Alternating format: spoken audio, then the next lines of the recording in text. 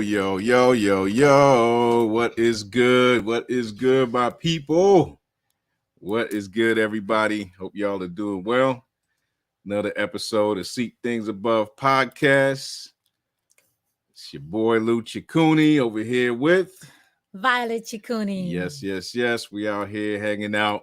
Just a little Saturday night chill, man. Nothing too serious, man. We wanted to go live, connect with y'all. We do have a few real cringe-worthy TikToks to check out and talk through. So so we are gonna do that, man. But we wanted to make sure we just connect and greet y'all as well before we get started. All right. So we see Harrison Family Values in the building. Yeah, welcome. What is up? What's up, brother? What's up, sister? Dino in the building. Glad to see you. Yes, D New, sis D New. What is good? What is good? Thanks for sliding through. Thank you for sliding through. Eric, man, what is good? Yeah. What is good, bro? Mark is a faithful.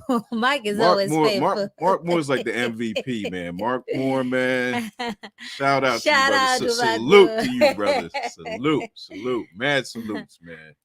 Okay, Tammy's in the building. Nice seeing you. Oh, we got Sister Tammy. Yo, what is up, Tammy? Thank you for sliding through. Richmond, I haven't seen you in a minute, brother. Where have you been? Through. There he is. Yeah, we got Dear Woke Christian. What's up, Jason? What's up, bro? What's up? Regmond in the building. Yeah. Regmond was actually early with it, man. So thank you for coming through off the early joint, man. We appreciate you. Yeah, man. We just here Saturday night chilling in the Ciccone household. Thought we would connect with y'all. And well, I guess it'd be good to just give y'all a quick update on what we've been up to since the last podcast we did together. I think it was I can't remember when it was exactly. I don't remember either. But what were we talking about? I can't remember. Oh no! I think we're giving the updates. Oh yeah, the update on the protest. Thank you. Yeah, so it was the update from the protest was the last one we did. So since then, been a lot of family stuff, right? So we went to Pennsylvania, go hang out with my family out there for the 4th of July weekend, which was great, man. We ate way too much food. Shout out to all the people from PA, whatever part you're from. Man, we had a lot of food. Pineapple angel cake. Yes. I've never had that before. It was good. Pineapple angel cake was off the chain. And we had we just spent like 2 days literally just sitting outside and just by the grill. My brother was grilling, so it would be like food just being presented to you every so often, and we were just eating it, man, and just hanging out, and it was crazy, man. It was just like good time to catch up. Always great catching up with family. And then last weekend we had some more family stuff, man, so it's just been like different activities. So far, man, I would say summer has been dope thus far, despite getting the usual burn on the arm. You know what I'm saying? You drive and one arm is a little darker than the other because of the sunshine or whatever. But apart from that, man, it's been a good summer thus far. I agree. Hi, Nicholas. Oh, we got Nick in the building. Nicholas, I've had pineapple angel food cake, but it wasn't super high quality or super fresh or anything. Yeah, no, we had a good one, man. It was made this one from scratch. Yeah, it was good. My brother's mother-in-law. Those connections are always kind of hard to like. There should be a term for that, right? You know what I'm saying? But my brother's mother-in-law made the angel cake, and it was fantastic. Welcome, Caitlin. Yeah. What is good, Caitlin? Greetings. So yeah, man, I guess we'll go into it, man. We got some pretty obnoxious TikToks and what have you, man, that we kind of checked out recently. So we're like, man, why don't we go through the matter of fact, the story behind these is, so I have a good brother in the Lord, man, who has sent me a few TikToks early in the week, man. And he was like, man, what do you think about this, man? What do you think about this? So he sent me the videos, man, and we were just I obviously need to give him my feedback on it. And I said, you know what, I'll probably just talk about it on a show and do it that way. And then when we meet up, we'll talk about it some more. So this is kind of my response to him through the video. So shout out to you, Chris. Hope you watching, bro. Otherwise, you can catch it later. But yeah, man, we will get into it and go through these joints.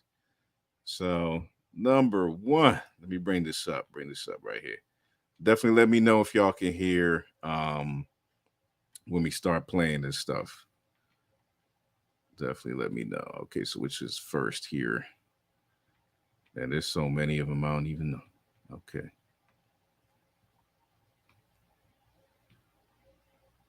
All right. We getting it. Give me un momento. So I'll make sure we give y'all the right sequence.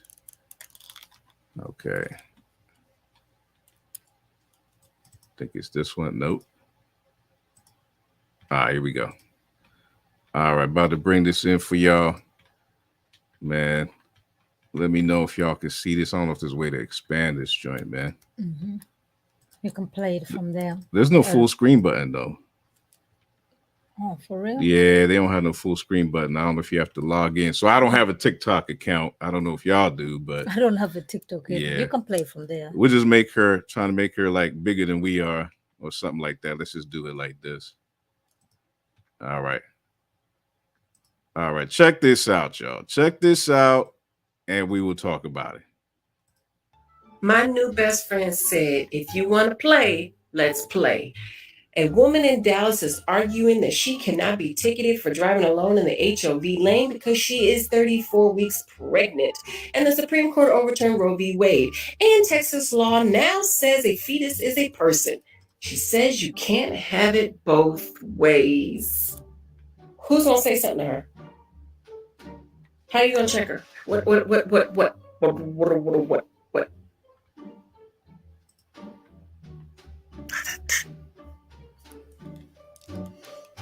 Bravo, my friend. Bravo. Life insurance next. Women should start taking policies out on their unborn children, especially if they are high risk. Bravo. Bravo. Okay. Did y'all see it, man? Y'all managed to hear everything in there? Definitely let us know if you could hear that. Okay, so I think Nick heard it. Nicholas over here, because he said, just let her drive in the carpool lane. What's the big deal? No one is getting killed or anything. Okay, well, we got to talk about that, man. This is a country of laws, brother. This is a country of laws. We cannot allow lawlessness. All right, Mark said he saw it. All right, cool. Eric said, oh no, my headaches have begun. Okay, all right, yeah, Tabby heard it as well. Yes, came through loud and clear. So, yeah, I mean, give me your thoughts first, baby. Go ahead. Well, I mean, what I see, I think she just feels that she said something so intelligent that right now she has just debunked the whole thing that when a woman is pregnant, she has the baby inside. So obviously, if she's driving in a HOV lane, she's the single person present. There's nobody on the passenger seat, right? Because so that's how she's gonna end up getting a ticket. So yes, she'll end up getting a ticket. The fact is there is nobody sitting on the passenger seat. That's the reason why, because you need to have a couple people in the car, whatever, in the passenger seat or in the back seat. If she had a car seat and the baby was there, oh, absolutely, she can drive in an HOV lane. But so I don't understand how she ended up coming to that particular conclusion, thinking that, okay, that debunks the whole thing. And I also do believe that she's pretty much comparing apples and oranges. It's just like, no, that doesn't make any sense. Like, what do you mean? Like, so even in the same way, right? If somebody kills a pregnant woman, they are charged with two homicides, right? Because they recognize Correct. that the woman has a baby. Right. So that refutes her position. So which is more greater, like somebody being charged twice or somebody getting a ticket? I just didn't get how she thought that she made something. Yeah. So I mean, I think with this one, it's like you got to look at her. So the argument is, one, she's saying, okay, the woman's pregnant, and it is therefore there's two people in the vehicle, right? There are two people in the vehicle. And yes, we would agree there are two, excuse me, two human beings in the video, in the vehicle, right? There are two human beings in the vehicle. However, like you said, there are not two people occupying the front seats, correct? So there's like, she's trying to play around with this. But what is interesting is when you look into this, let me just stop the screen share real quick and bring y'all this right here, is that this is not a new thing. This is not a new thing. And the states have actually thought about this stuff already. Okay, that's good. So I'm going to share with y'all, this is the HOV facilities in Maryland. Okay, so I'm gonna read the Maryland one, and I'll give you some. I don't know where she's in Texas, so I'll give you some Texas stuff in a second. But hopefully y'all can read this. So let me kind of bring us in here. Can y'all see it? All right, so we, just so we kind of in the picture too. All right, here we go. Actually, I'm gonna make it bigger for y'all. Here we go. So the HOV lanes are HOV 2+, meaning two or more people must occupy the vehicle. All right. An occupant is any person who occupies one seat in the vehicle, i.e., pregnant mothers count as one occupant, and an infant in an infant seat counts as one occupant. All right. So without having to go much further, so they have already figured this out. So it's almost like they kind of knew people would try to use this loophole. You know what I'm saying? People already knew that folks would try to use this loophole. Then you also have, if you go to, so the state of Texas one isn't as clear. I'll definitely give it that it's not as clear. However, so you go to this first. So it says, a vehicle occupied by two or more people. So this is who can use the HOV lane, right? A vehicle occupied by two or more people or a motorcyclist may use HOV lanes. Vehicles eligible to use a HOV lanes, gives you the whole thing. So occupied by two or more people. That's what it says here. However, hopefully I can find this next page. You'll see them actually say the same thing that we read earlier, where it is about actually two seats being occupied. You see what I'm saying? So yeah, without going into all that, but it's basically, yeah, it's a long joint over here. Yeah, there's a whole thing, but y'all can read this yourselves. I'll even try to link it in here. The point being, so we don't bore y'all with too many documents here. The point being that it is about two seats being occupied. Yeah. Not two. Yes, two people, but they must occupy two seats. So she is two people, but two people are occupying one seat. Right. So that's a moot point. So yeah. I didn't read the HOV lanes, but I was just like, okay, I'm yeah. talking to you. Yeah. I like you being close to me, but you got to talk in the mic. Yeah, I didn't even look at the HOV lanes, because I'm like, she thought that she made something that was very intelligent. I'm like, no, that does not negate that you have somebody with you. It's just like, okay, the other seat is not occupied. Right. So all the seats are empty. So you have two people occupying one seat. So she fails on that one. But right. She absolutely fails on that. So it's like you're trying to find ways, and you see where all this is coming from, right? So and it's like, even if that were true, her point wouldn't be true, because when a woman is pregnant, it's the fact of the matter, she has a baby inside her, regardless what the HOV lanes rules are. Those are not, they don't define what a baby is. So I don't, it's just like, I didn't get her point. Yeah, so she's basically trying to manipulate the law, and it's coming from a vindictive place, right? So it's kind of from it's a vindictive issue where it's like, okay, since Roe v. Wade was overturned, y'all have declared war on women, yada yada yada. You know, the whole narrative that is there, and it's coming from that. So this is one of those like I gotcha moments. It's supposed to be an I gotcha moment, but it really isn't when you just look at it.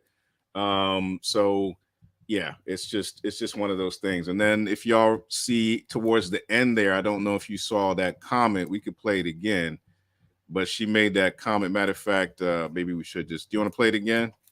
Towards the end, did you hear the comment about life insurance? Oh yeah, I remember about the life insurance that they should be insuring the baby, something like that. That's what so she said. This is what she says. She says, matter of fact, maybe let's just try to bring it back in real quick, right? Towards the end here. All right. So somewhere here. I'm gonna just screen share that joint one more time so we can listen to it. All right. And there you go. All right, here we go. Bravo, my friend. Bravo. Right. Life insurance next. Hear this. Women should start taking policies out on their unborn children, especially if they are high risk. Bravo. Wow. Bravo. My new best friend said, if you want to play, let's play. Stop it right here. Oh. So, yes. So that wouldn't be so basically, okay, they take insurance and then like it's high risk, the baby dies, you get the life insurance, but that won't be possible because like in order for you to even get the insurance, but you need the social security number for that child. So yes, you can say, okay, the baby is, I don't know, baby Stephanie. Okay, so what is the social number for baby Stephanie? All those things you don't get them. You get those things after the baby is born. So she won't, even that wouldn't be successful as far as insurance is concerned. Yeah, she wouldn't be able to take insurance for the baby who is not arrived yet. Yeah, who was, who's been born. That's unborn baby.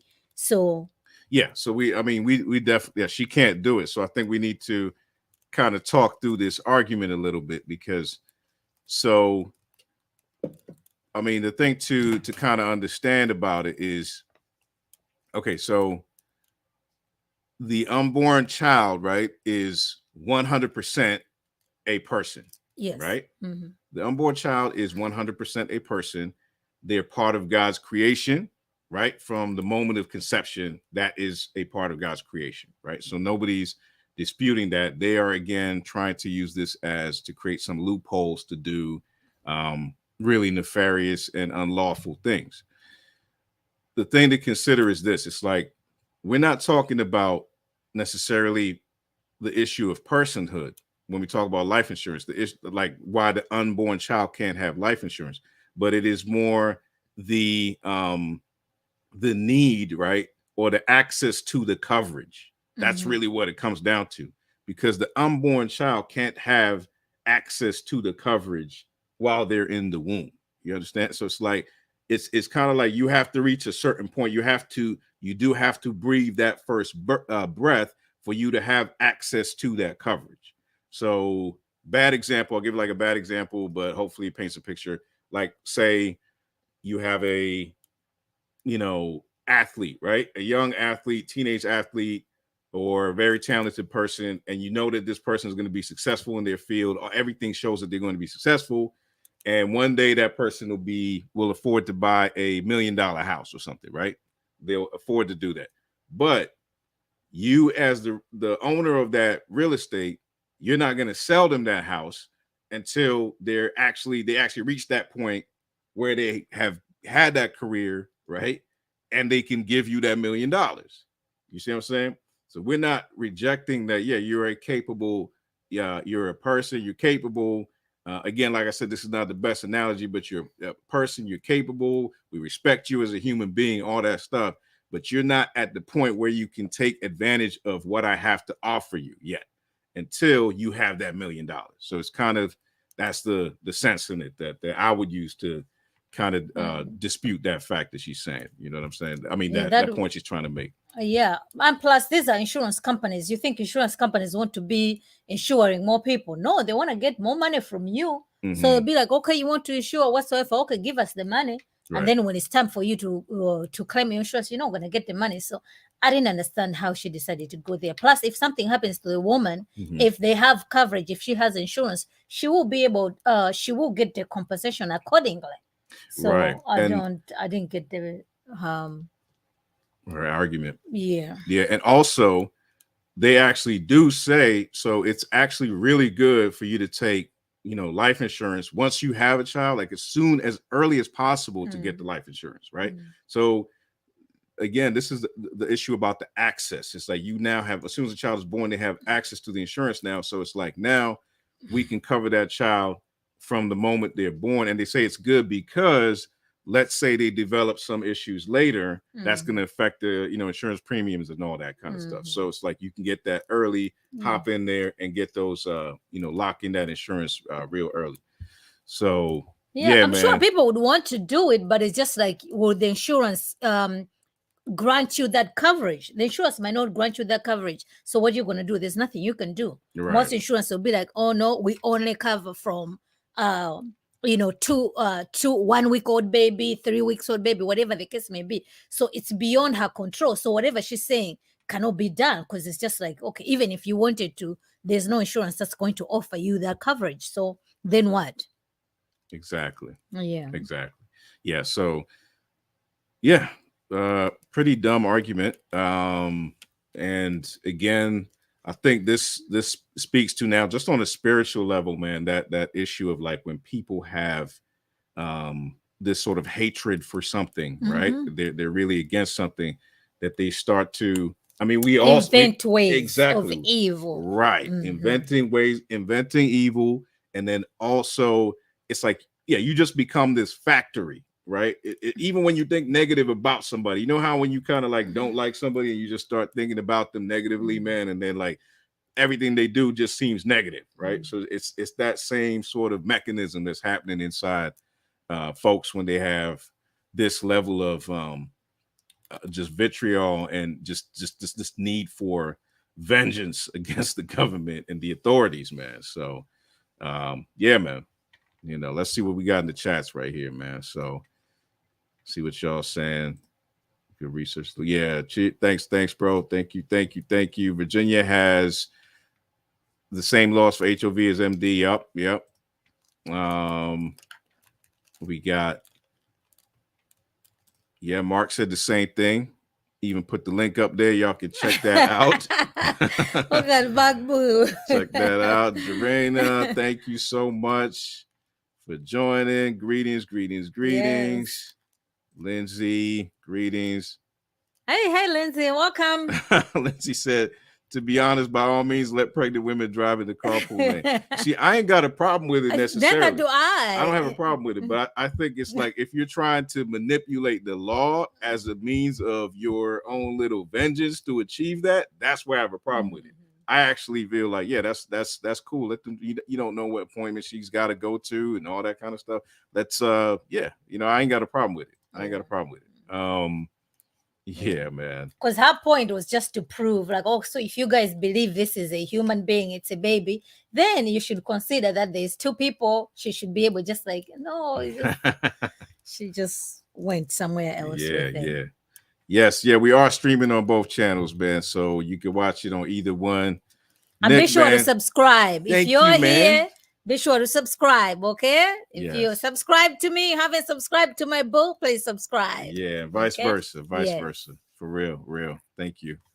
So Nick is double dipping. He's got like probably 2 phones trying to be on both, man. Okay. We appreciate y'all, man. Thank you so much. You guys. Thank you for the support. And then he actually said that he was I saw this over here. I think Nicholas said he was certified to sell life insurance. So he's not an expert, but he did learn about this stuff. Oh, okay. So nothing new under the sun. Okay, Right. that's good. Right. Yeah. For sure. For sure. Spiritual common sense. Greetings. Greetings. Greetings. Welcome. Yes. Yes. Yes. Greetings. So yeah, man. I guess in the same sort of category, we got the next one coming up. Yeah, this dude actually seemed like a nice guy, you know. Seemed like a nice guy. I don't think he was as he had no venom in what he was trying to say. I think he just genuinely has concerns and wanted to from there to share it. So all right. Make sure I got the right one. All right, here we go. Let's check this one out. I am afraid of the amount of women who are going to die because of Roe v. Wade being overturned.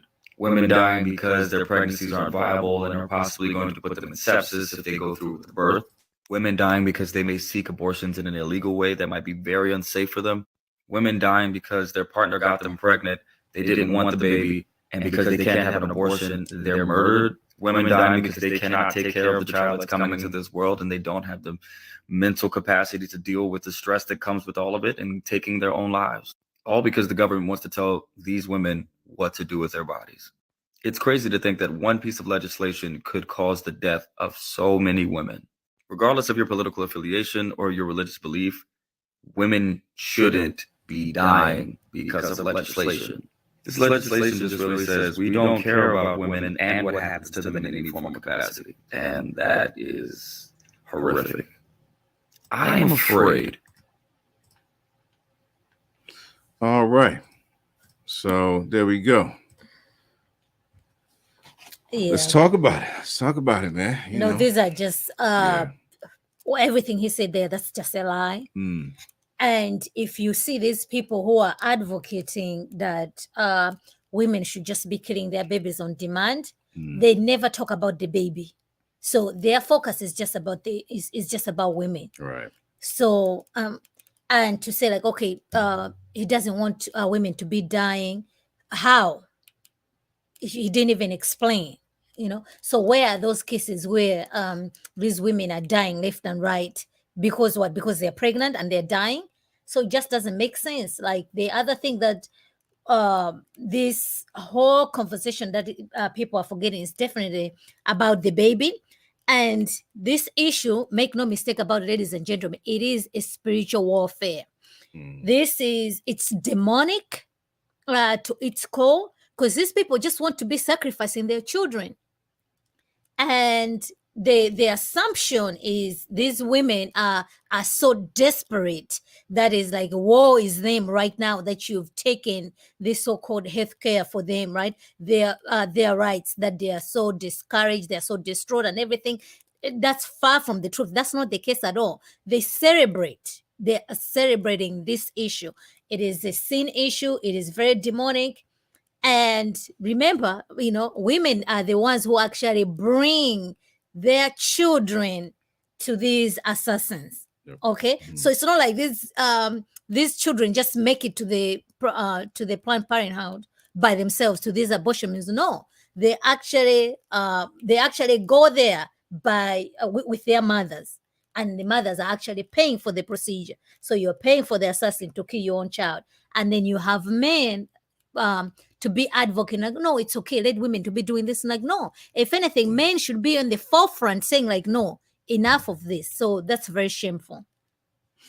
Yeah, no, I mean, I agree with everything you said. I think the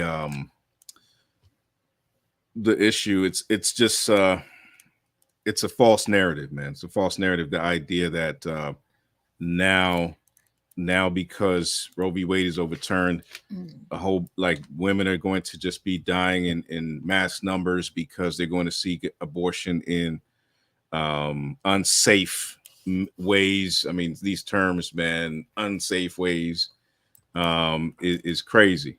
Yeah, I saw that earlier, man. I was trying not to laugh at that. Jason being funny out here, but yeah, man.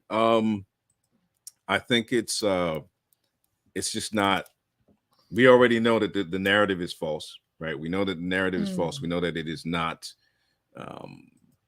The data doesn't even support what he's saying, right? The data doesn't even support it, and I find it particularly disturbing, especially, man, like we're seeing. I think we talked about this, or I saw you talk about it. How many?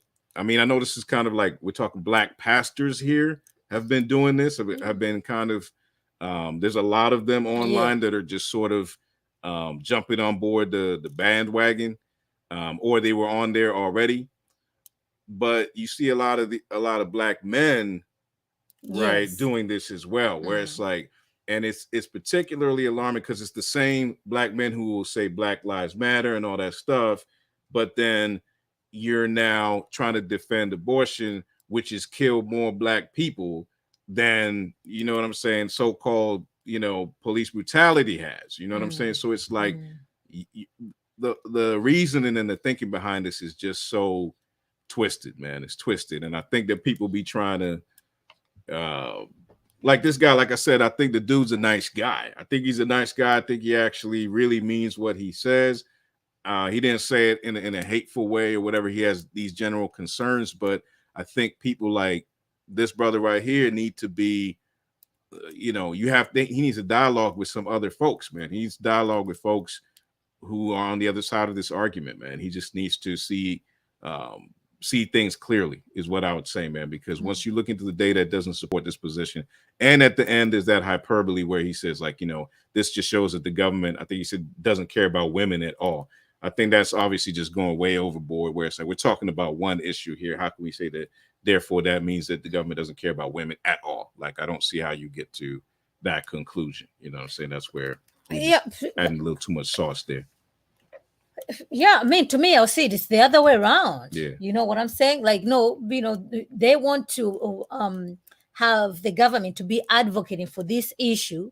So the government doesn't care about the children. And like, why should they? That's your responsibility as a man to be able to care for your family, regardless of whatever the government does or doesn't do. And not only that, all these ideas is just, these are just the democratic talking points that even pastors are repeating these things inside the church.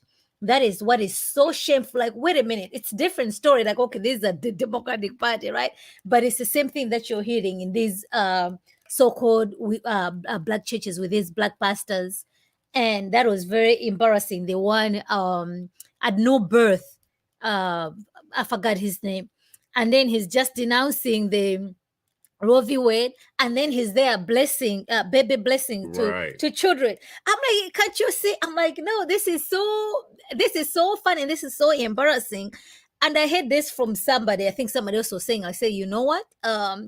This issue, the Roe v. Wade, he was referencing it to it, like what happened with Elijah and the Baal worship, right? Yeah. So, like, he's mocking them and all these particular things. People say, like, yes. So you have this Donald Trump, his mean tweets, his everything, whatever you want to say, but God has, used that situation that, okay, he ended up choosing those 3 judges, and now Roe v. Wade has been 10. So that's even like, it's very embarrassing, to be honest with you. So now these people are so angry instead of celebrating, right? So it's almost like, wait a minute, Donald Trump made this happen.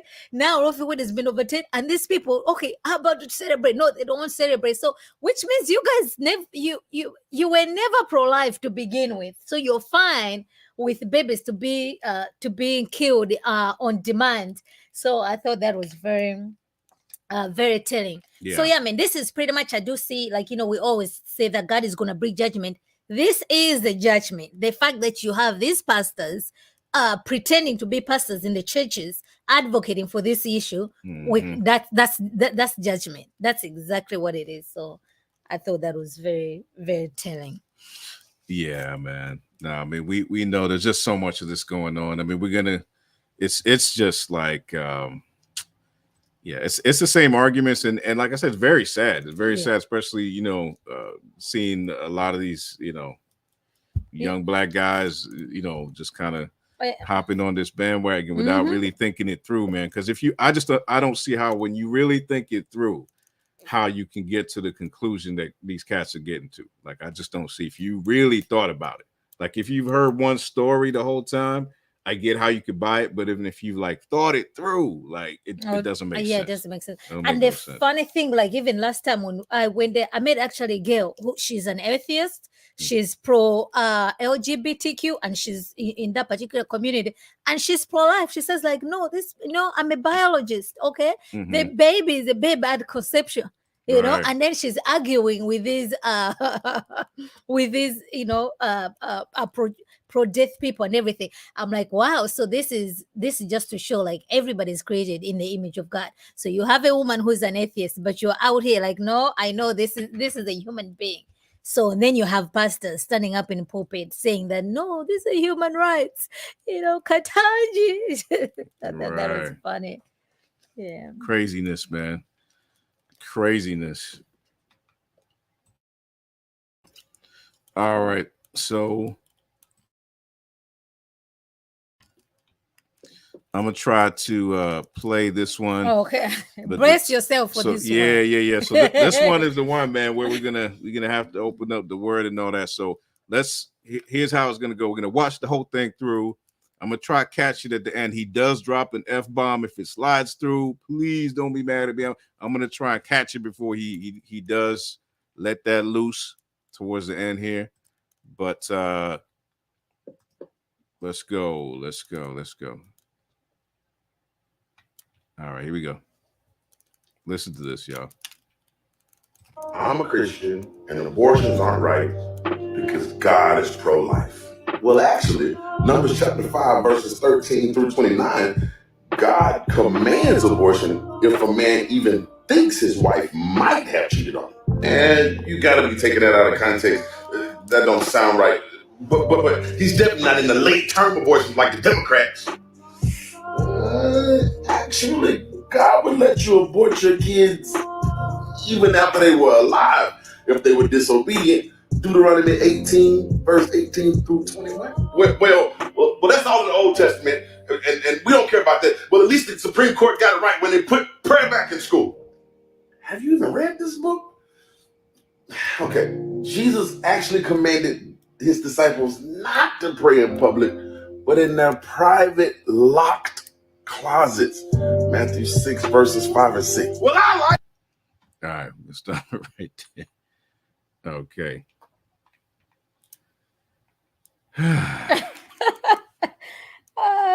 What's going on over there, you guys? Did you hear that? I know with my. So I don't know if y'all managed to hear that in the chats there. Definitely let us know if you heard the audio, but very, very just weak argumentation, and then it's like completely out of context, right? It is completely out of context. So let's start with you know what I'm gonna do? I'm gonna take it back, and then we can just pause it and go through like point by point. Yeah. So that we're all on the same page here.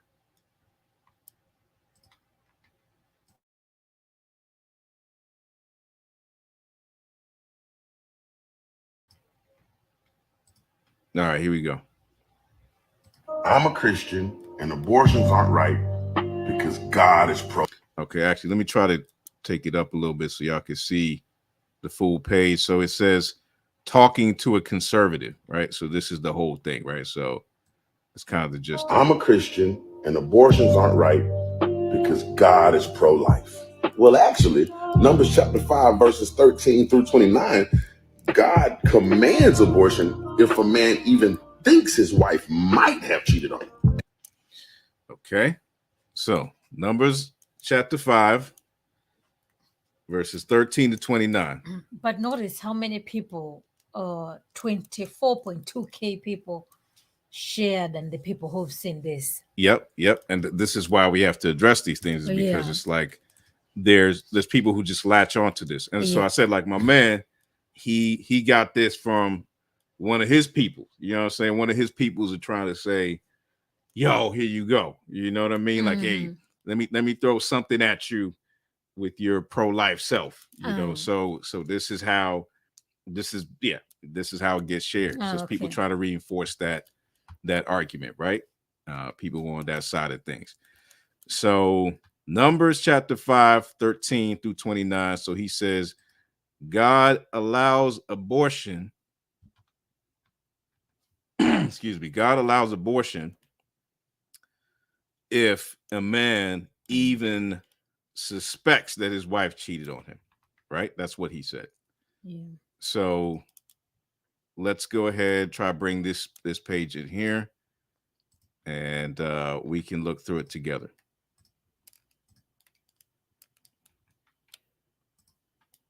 I don't know what StreamYard did with that little tab where you could just kind of keep going. I'm gonna have to get talk to the StreamYard master, Mr. Whitaker, about some of these things. All right. Oh, chicken grease. Chicken grease. Greetings. Thanks for sliding through. Greetings. Oh, Mark says the curse word is on his shirt. Okay, I didn't even notice for real? that. I didn't even notice that. Oh, it's probably not the same word though that he says later. So the whole So I'm glad we didn't need to listen to all that. So I'm trying to make this as large as possible. Let me try to expand this for y'all. So verses 13, right? 13 Numbers 5:13 to 29. That's what. Okay. That's what he's saying. This is what he is talking about. 29. Okay. So I should be able to scroll now. So a test for adultery. Okay. Can y'all see it? Y'all can see it. Okay, good. All right, cool. And the Lord spoke to Moses, saying, speak to the people of Israel. If any man's wife goes astray and breaks faith with him, if a man lies with her sexually and it is hidden from the eyes of her husband, and she's undetected, though she has defiled herself, and there is no witness against her, since she was not taken in the act, and if the spirit of jealousy comes over him, and he's jealous of his wife who has defiled herself, or if the spirit of jealousy comes over him, and he is jealous of his wife, though she has not defiled herself. Okay, so listen to that. Then the man shall bring his wife to the priest and bring the offering required of her, 1/10 of an ephah of barley flour. He shall pour no oil on it and put no frankincense on it, for it is a grain offering of jealousy, a grain offering of remembrance, bringing iniquity to remembrance. And the priest shall bring her near and set her before the Lord. And the priest shall take holy water in an earthenware vessel and take some of the dust that is on the floor of the tabernacle and put it into the water. And the priest shall set the woman before the Lord and unbind the hair of the woman's head and place in her hands the grain offering of remembrance, which is the grain offering of jealousy. And in his hand the priest shall have the water of bitterness that brings the curse. Then the priest shall make her take an oath, saying, if no man has lain with you, and if you have not turned aside to uncleanness while you were under your husband's authority, be free from this water of bitterness that brings the curse. But if you have gone astray, though you are under your husband's authority, and if you have defiled yourself and some other man other than your husband has lain with you, then let the priest make the woman take the oath of the curse and say to the woman, the Lord make you a curse and an oath among your people when the Lord makes your thigh fall away and your body swell. May this water that brings the curse pass into your bowels and make your womb swell and your thigh fall away. And the woman shall say, Amen, Amen. Then the priest shall write these curses in the book and wash them off into the water of bitterness. And he shall make the woman drink the water of bitterness that brings the curse, and the water that brings the curse shall enter into her and cause bitter pain. And the priest shall take the grain offering of jealousy out of the woman's hand and shall wave the grain offering before the Lord and bring it to the altar. And the priest shall take a handful of the grain offering as its memorial portion and burn it on the altar, and afterward shall make the woman drink the water. And when he has made her drink the water, then if she has defiled herself and has broken faith with her husband, The water that brings the curse shall enter into her and cause bitter pain, and her womb shall swell, and her thigh shall fall away, and the woman shall become a curse among her people. But if the woman has not defiled herself and is clean, then she shall be free and shall conceive children. This is the law in cases of jealousy, when a wife, though under her husband's authority, goes astray and defiles herself. Okay. So. Yeah. So. Thoughts.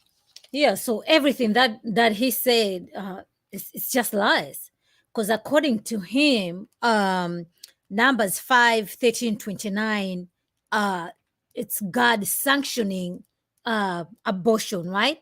Because that's what he's saying. That's what he's implying. Right. So obviously, we've read the text here. It's nothing to do with abortion in any way, shape, or form. This is a test that's being performed, and the one who is performing it is not even the husband. It's the priest who is performing this to test if the woman, if she has been unfaithful. Right. So if the woman has been unfaithful, the curse that's going to be pronounced upon her is her womb is going to close. So once you drink those water, those bitter waters, like a woman will become barren, basically.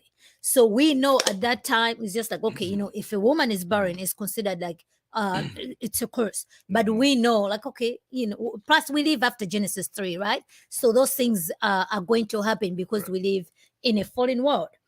And not only that, the guy is going to the priest to ascertain what? Because he is suspicious. Right. Okay, he is suspicious. So they're not necessarily going to the priest to for the woman to commit an abortion. That's not exactly what's happening. Exactly. You see what I'm saying? Right. So whatever he's saying cannot be true, because like whatever else they're doing over here, they're not going to seek for abortion. Right. But we know when people are going to Planned Parenthood, they're going to these abortion mills, they're actually seeking an abortion. Right. Okay. Right. And this is also the how people say, oh, when a woman has a miscarriage, that's okay, she's having an abortion. Those are two different things. Like you just lost the baby. It was out of your control versus you intentionally killing the baby. So yes, he quoted the scriptures, but it's nowhere. You're not going to find it. And not only that, God cannot lie, right? Yeah. He said, thou shalt not murder. So why would God sanction that it's okay for people to be killing their babies in the womb? Like it just doesn't make sense. Right. So he's a liar. He's a liar, and he also accused God of something that God did not say. Yes. You see what I mean?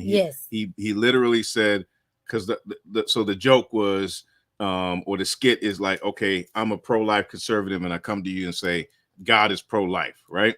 And then the dude these are all his rebuttals saying, no, well, God did this. God even said that you can commit, that the wife could have an abortion, or the husband could tell his wife to have an abortion or cause an abortion to take place if he thinks that she was unfaithful. And that is just a gross misquoting of this scripture. He didn't even quote it. He And just mentioned the scripture. and basically just a gross, it's not even exegesis. I don't even know what to call it. It's not even exegesis. It's like, first of all, so you accuse God of saying something he didn't do. Two, this whole thing was basically, it was a test that the Lord gave for if the woman had been unfaithful, right? And through these methods that the Lord had given the priest, these things, because this is what God instituted, would actually produce the result of, right? The woman would, if she did the wrong, she would suffer those consequences. But if she did not do the wrong, she would not suffer those consequences. And notice how in the same case where she could have taken the same this same concoction here, right? If she was innocent, she would drink the same thing, but nothing would happen to her. Exactly. Nothing would happen to her. But if she was guilty, then something would happen to her. You see what I mean? So it's like you're accusing God of doing things he hasn't said. And also, I think to me, it's almost like you're kind of questioning, this is, God's justice here, right? Exactly. Like God is just, you see how just God is even in this matter, where he gives the woman an opportunity to come forth and come clean if she did something wrong. but if she doesn't, there are consequences to pay for that. Yes. Right. Yeah. So it's nonsense, man. Yeah. And also, this is even just reading this passage, right? Like you guys see, like how the law of God works. So this guy is suspecting the wife. So he's just not going to do things by himself. So he's bringing it to the priest. But the priest is not just taking the husband's word for it. He'll be like, you know what? If there's nothing that happened here, we're going to put this to the test, right? So we want to find the truth. And by them doing what God had told them to do, the truth will come out because God cannot lie.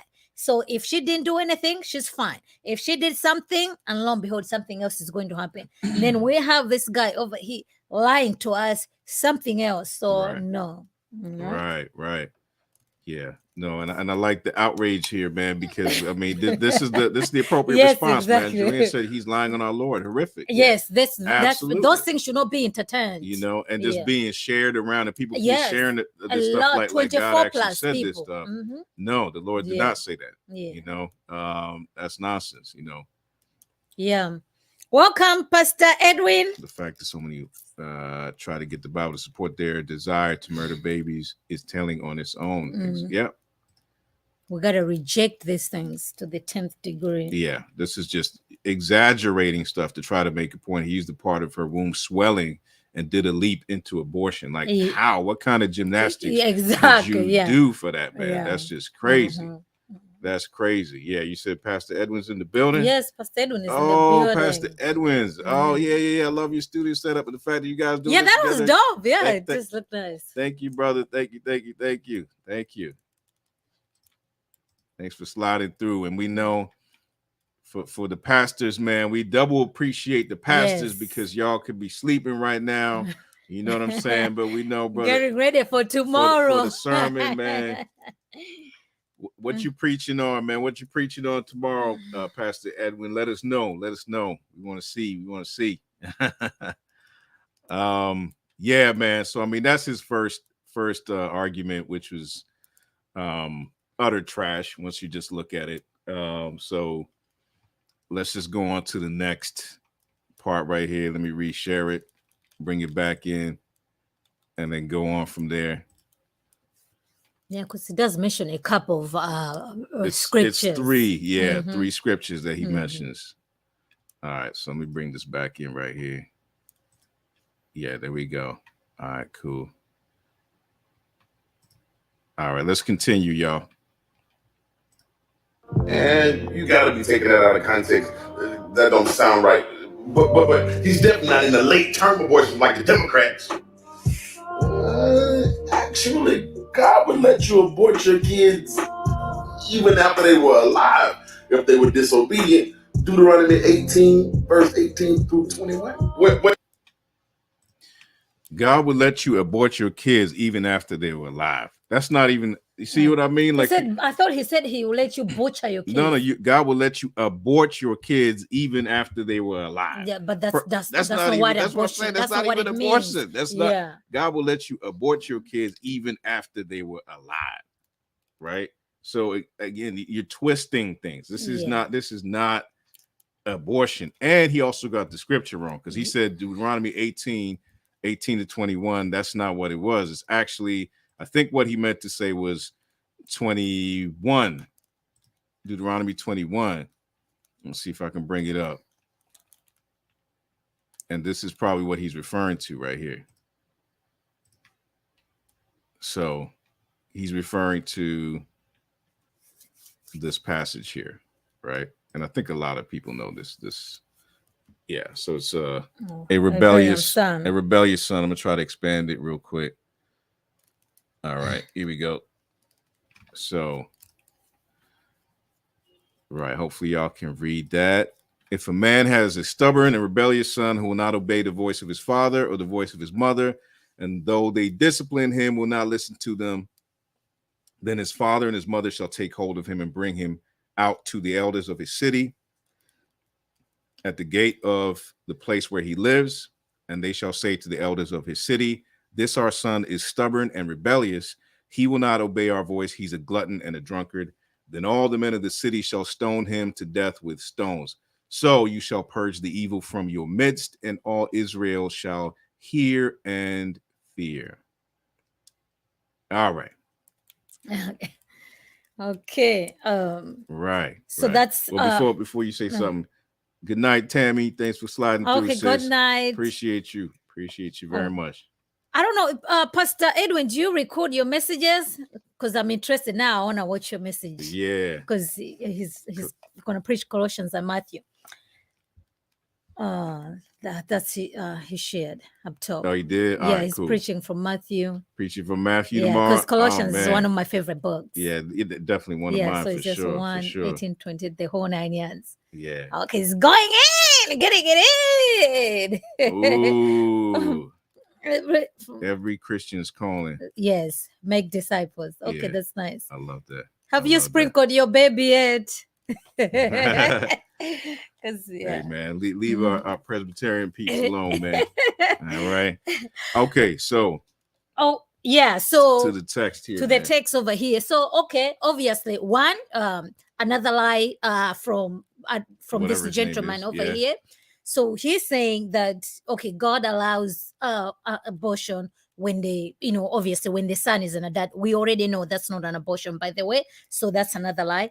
The second lie is like, yes, in the Old Testament, if the son is rebellious, then the parents are to bring them exactly what this text says, right. And then they shall stone, and you shall not have any pity to purge the evil among the nation. Right. But what people miss is it's not like that is the maximum sentence that can be passed. It wasn't just like, your son is rebellious, then tomorrow that son is going to be stoned to death. That's not what was occurring. That's not what was happening. So the maximum sentence that one can get is going to be death penalty, especially when the son is rebellious.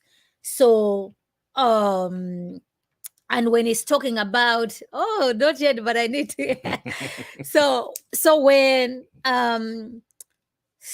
now I've lost my train of thought, because I cannot believe that these people the thing is, people are believing these things. People are believing this. No, that's not true. Mm-hmm. So we live after Genesis 3. It's not like every son was being stoned to death. No, that is the maximum sentence one can get. Okay, the issue is you're going to purge the evil among you.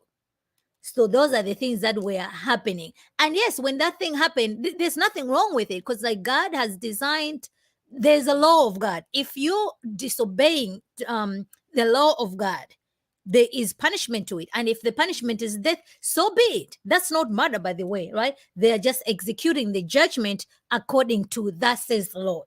Right. So I don't understand why this guy has a problem with the law of God. That's exactly what it boils down to. The law of God is good, by the way.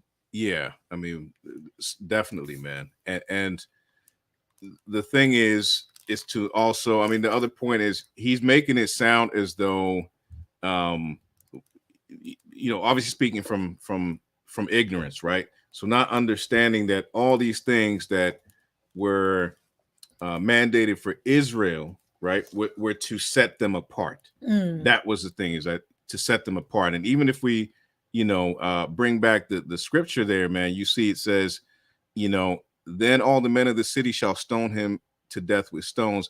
So you shall purge the evil from your midst, and all Israel shall hear and fear. So there was a reason behind all of this, is that God wanted to maintain, right, the reverence for his will, his commands needed to be maintained, and he wanted to set Israel apart, man. And I think again, we know that a lot of things happen as an example, so we could see the severity. Like, we wouldn't know the severity of sin if we didn't know that this is how God views it, right? Yes. We would not know the severity of it. And then on top of that, to forget or to totally disregard the fact that we are not bound by these laws anymore, that Christ has come and fulfilled the law, and that we are not bound to obey these laws anymore. Like, we don't have to do this anymore because Jesus has paid the penalty for all sin, right? Yeah. If you have put your faith in him, yeah. Right?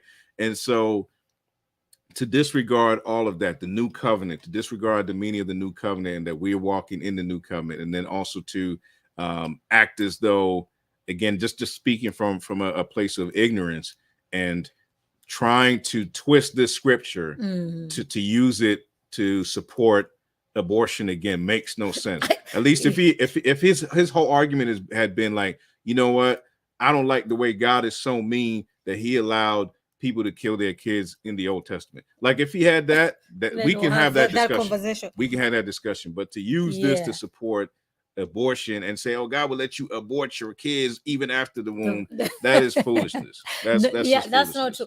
And not only that, mind you, these children who are being stoned, these are not innocent children. They have broken the commands of God, right? Honor your father and mother, that it may go well with you. So they have broken the law of God. So what they're receiving is the judgment that God has put forth. So he's having a problem with what God has said forth. So I just don't, So what he's saying is like, does not hold any water. He has no respect for the word of God. Right. And then these are also some good points here. Nicholas says drunkard. The context is obviously adult children. Yes. So that certainly makes a ton of sense that we're not talking about little kids here, because imagine bringing your 6-year-old and saying he's a glutton and a drunkard. So this is somebody capable of having a little too much to drink. Yeah, even having some money. Because where is he getting the money to buy this? It's not a little child. The alcohol, getting drunk. Drunken children, yes. Right. Sippy cups and Hennessy.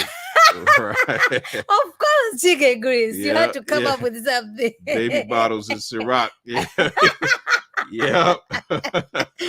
Whiskey in a sippy cup and they out like a light. Yep. That's what happens when it's little kids, right? They'll put you to sleep with that. You know what I'm saying? They'll put you to sleep just with that. Reform in the building. Welcome. Greetings, bro. Greetings. Thanks for sliding through. Oh, moonshine Get out of here. Yeah, man. I mean, absurdity. Oh, wicked people lying on God. GCM Gospel Center Ministries for sure lying on God 100%. Lying on God 100%, man. So let's go ahead and finish off. This is where I gotta kind of catch him before he starts getting belligerent out here with his language and what have you. Let me bring this back in here, man. This one's real simple to just do away with. The last little point he makes. Okay. All right, we up in here. Let's go.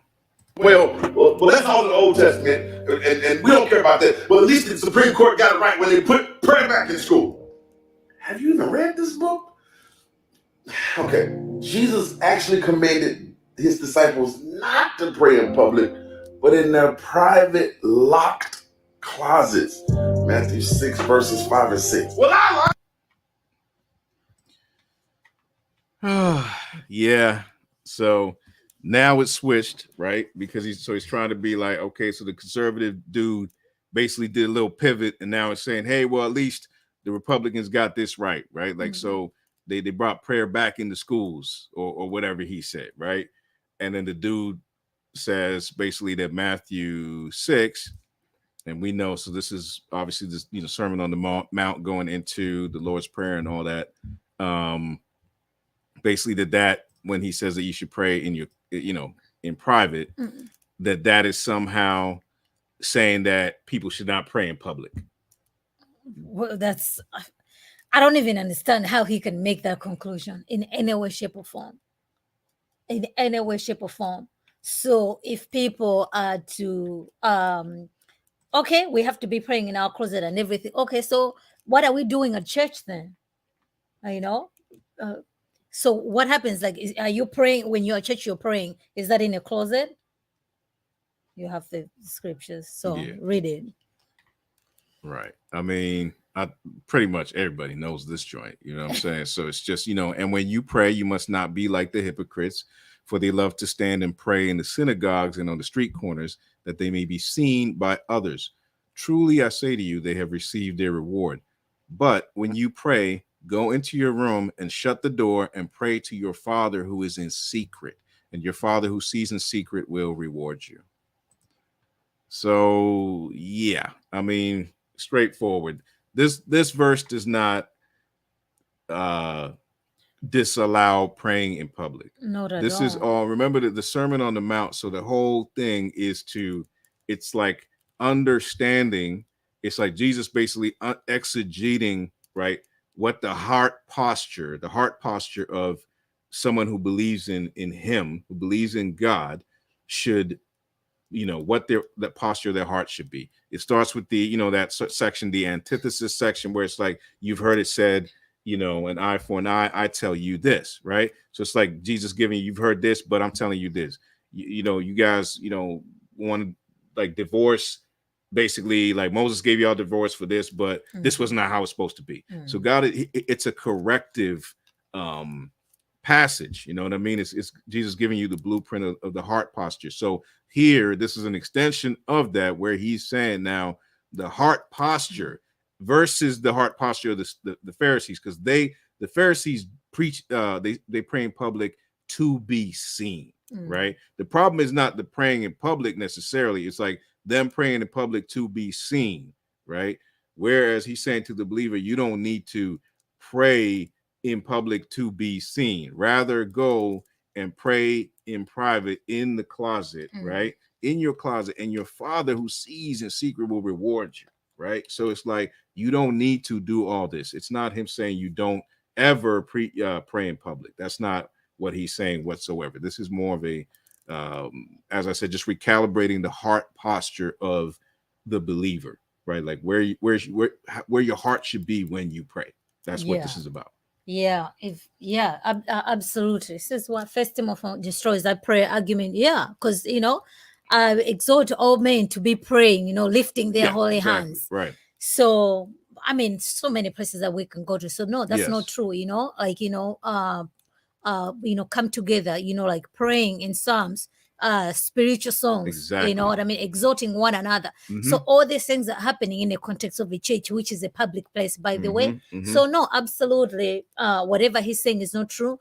And what does that got to do with it? Because his whole aim was to debunk the abortion, right? Just like no. So yeah, no, that's an easy one. Everybody can see that a mile away. But the fact that this guy was, put it on TikTok, did a video, a whole bunch of people have seen these things. No doubt other people think like, oh, wow, you know what I mean? He's got it. He went to the Old Testament, he's doing these things. So like, yeah, if we don't know our scriptures, then yeah, people will easily be taken captive by every wind of doctrine. So this gentleman is a liar.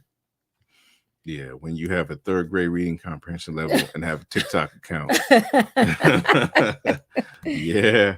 Yes, so no, he's right. He's lying, Third grade. Yes.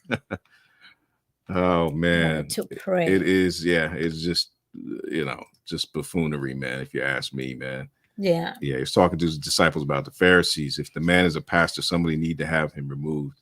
This man's not a pastor. This dude is. Oh, I hope not. He's not a pastor at all. He's actually, it seems like he's a liberal gentleman trying to, well, not a gentleman, liberal dude trying to throw salt in the name of God. Yeah, I hope not at this point, because I mean, we've seen so many pastors coming out in, lamenting that Roe v. Wade has been overturned. So all those pastors need to be kicked out of the pulpit, to be honest with you. So yeah, there are pastors who are advocating for this issue. So yeah, no, for certain, for certain. Yeah, whole bunch of them. Yeah, no, we spoke of that earlier, man. It's just gonna be and it's gonna continue. It's gonna continue. Mark and avoid. Yes. I mean, it's at that point where we just need to recognize this is gonna be a huge dividing line. Ray Charles can see him like, yeah, bro. 100%. 100%. You'll have a competition, chicken and grease. You know what I mean? Have some jokesters in there. Yeah, it's false pastors, Molek's pastors for sure. Yes, Molek pastors, absolutely. Yeah, no, this is nonsense that we're seeing. But yeah, I mean, so much of this stuff going on in social media, man. So we just thought we would comment on that because I think just to offer some kind of biblical perspective or biblical response to some of the nonsense that's going on is important, man. We're going to be getting bombarded with this left, right, and center. Young believers, I mean, children are just going to be, especially TikTok. TikTok is just a factory. TikTok is crazy to me, man. I mean, that's kind of why I'm not on it. It just seems like it's just, we already know that they've done research to make it addictive, right? Like that's why the videos are so short. They've done research to make it addictive, short videos, bite-sized content. It's also, I feel, conditioning this generation to have a shorter attention span, right? Because you're used to taking in such short content, and everything you take in is bite-sized. Or just a little bit, and then you just run with it. It is bite-sized, and that's all you're digesting all the time. Instead of getting like, you know how the I think this was Paul Washer who said this, how this is a different sort of analogy, but he talked about I don't know why my throat is like that. American Christianity, and he's talking about the theology, how what does he say again? It's like an inch, it's a mile wide and an inch deep, right? So it's like basically just saying there's no depth to it. It's just there. It's just there, but there's no depth to it. And like, so we're getting to that with everything, where it's not just theology anymore. It's, you know, all these topics that people, even if you want to be on that side of it, be on that side of it, but go deep into making reinforcing your ideas so that you're making sound arguments, man. Don't make arguments like this that are just baseless arguments. You know what I mean? Yeah, they won't be able to make sound arguments because they're not standing on a true foundation. These are just, you know, quick bites, talking points with no grounding, with no, doesn't make sense, no logic, no nothing. So yeah, man. I mean, with that being said, man, we, you know, definitely glad that y'all came through. We don't want to hold y'all too much. We know some of y'all got to get to sleep, start getting ready for tomorrow. You know, oh, hold up, man. I might be out your way in August at Chakuni's. Okay, man, you gotta hit us up. No, hit us up. Chicken Grease, hit us up for real. Hit us up. Be nice to see you. Yes. That would be amazing. Yeah. That would be amazing. That would be fantastic. That would be definitely. If anybody in the chat, man, if y'all end up in the DC area, DMV, hit us up, man. Hit us up, man. You know, we would love to connect. Yeah. We would definitely love to connect. Yeah. No doubt, man. So yeah, I mean, with that being said, appreciate y'all. Do enjoy the rest of your evening. Get some rest and get ready for the Lord's Day tomorrow to worship with. No, I don't think you're boring in real life. This is you in real life. Oh man, I don't believe so. I don't believe so as well. All right, y'all. All right, guys. Thank you. God bless y'all. Thanks for watching. Again, don't forget to do, you know what you need to do. Like, share, and subscribe. Comment. I always forget to say comment, man. Definitely comment. You know, lets YouTube know that this stuff is worth watching. Yeah, man. And we will see you on the next one. What do you have coming up next week? A few things. Oh, yeah. You haven't scheduled it yet? You're confusing me. No, on the 13th, I'm going to have like with the ladies. No, it's not yet out. Okay. You know, no, I have something coming on Monday. You guys can tune in. I have a special guest coming up. Okay. I can't even believe it. So I cannot announce it. I don't want to jinx it. Okay. But I appreciate you guys. We're Christians. We don't jinx stuff. Okay. Oh. Jinxing. Why you're kicking me out of Kingdom? I mean, you talk about jinxing stuff. We don't jinx things. We believe it. There's no jinxing. It's either the Lord's will or it's not the Lord's will. Fine. Ain't no jinxing around here. Okay, I stand corrected. Right. You see, this guy is mean to me. Shalom, full night, yo. I like that. Have a shalom full night. Thank you, guys. Thanks, y'all. Have a great night. God bless y'all. We will see y'all on the next one. Grace and peace. And if you have been raised with Christ, seek the things that are above where Christ is, seated at the right hand of God. Set your minds on things that are above, not on things that are on earth. Okay? God bless y'all. Peace.